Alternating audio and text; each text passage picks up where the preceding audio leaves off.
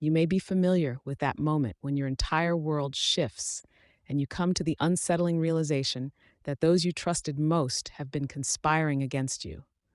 I am referring to that gut wrenching instant when you overhear something you were never meant to hear, words that chill you to the bone.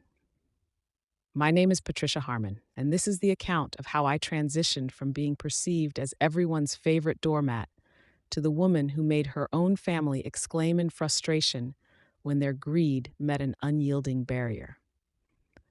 Before we proceed, I invite you to share where you are viewing from today by commenting your state.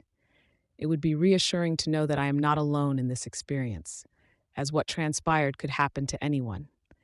It was a Tuesday evening in March, just outside Portland, Oregon. At 67 years old, I was a recent widow, having lost my husband Robert 8 months prior. We had been married for 42 years, during which we built a life together, raised our two children, Michael and Lauren, and worked diligently to create something meaningful. Robert was a commercial airline pilot, and I dedicated 35 years as a registered nurse at Providence Portland Medical Center. While we may not have been wealthy by celebrity standards, we were certainly comfortable. Our home was fully paid off, our retirement accounts were healthy, and Robert's life insurance policy was substantial. Everything seemed to be in order.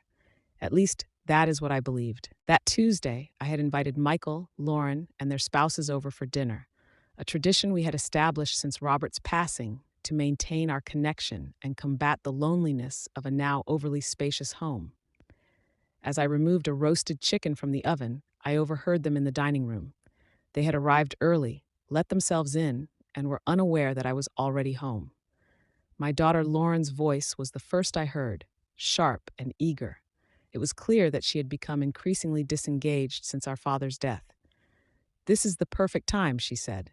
"I don't know," Michael responded, sounding uncertain yet not opposed. Then I heard Lauren's husband, Derek. "Look, your mom's not getting any younger. In a few years, who knows what state she'll be in? Better to secure this now while we can manage it properly." "She won't fight back," Lauren insisted. "She never does. Mom's always been the peacemaker, the one who goes along with everything. We just take control of the accounts, get our names added to everything, and just take it all," Derek concluded. "She doesn't need that much money anyway. What's she going to do with it? She barely leaves the house," he added. My hands began to tremble, and the oven mitt slipped from my grasp, hitting the floor with a soft thud. I stood there frozen, chicken in hand, listening to my children casually plotting to rob me blind.